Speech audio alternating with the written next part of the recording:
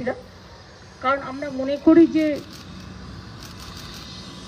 Cooperative federalism যদি রক্ষা করতে হয় তাহলে সেন্ট্রালের সাথে স্টেটের ডেভেলপমেন্টের ব্যাপারে এবং স্টেট শেয়ারের ক্ষেত্রে সেন্ট্রাল শেয়ার স্টেট থেকে যে টাকাটা তুলে নিয়ে যায় সেন্ট্রাল, সেই টাকাটা স্টেটের শেয়ার যেন স্টেট ফেরত পায় এবং ডেভেলপমেন্টের ব্যাপারে কোনো পলিটিক্যাল রাজনৈতিক উদ্দেশ্য প্রণোদিতভাবে কাজ না করে সবার জন্য, সবার উন্নয়নের জন্য কাজ করা উচিত। কেউ যায়নি, বয়কট করেছিল। আমি ভেবেছিলাম গিয়ে সবার কথা বলবো। আমি ওই 3-4 মিনিটে যা পেরেছি ওইটুকু বলেছি।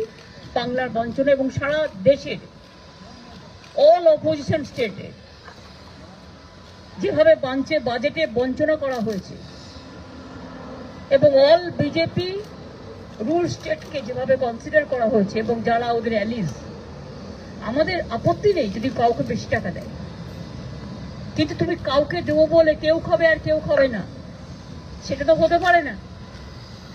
বাংলাকে তো তারপরে আমি সারা ভারতবর্ষের সমস্ত রাজ্যের ব্যাপারে বলে আমি এটাও বলেছি যে আপনারা তো শুধু নির্দেশ দেন,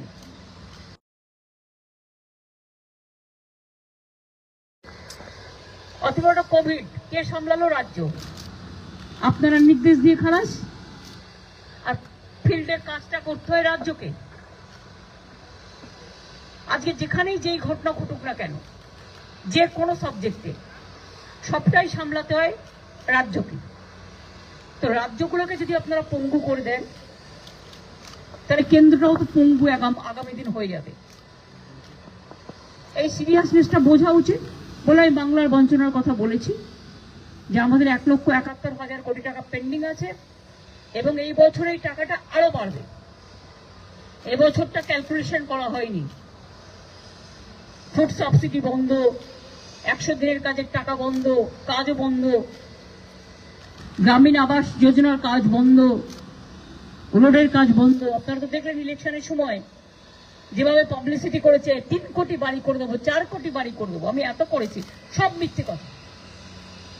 প্রাইম মিনিস্টার নিজের স্পিচেও এই কথাগুলো বলেছেন।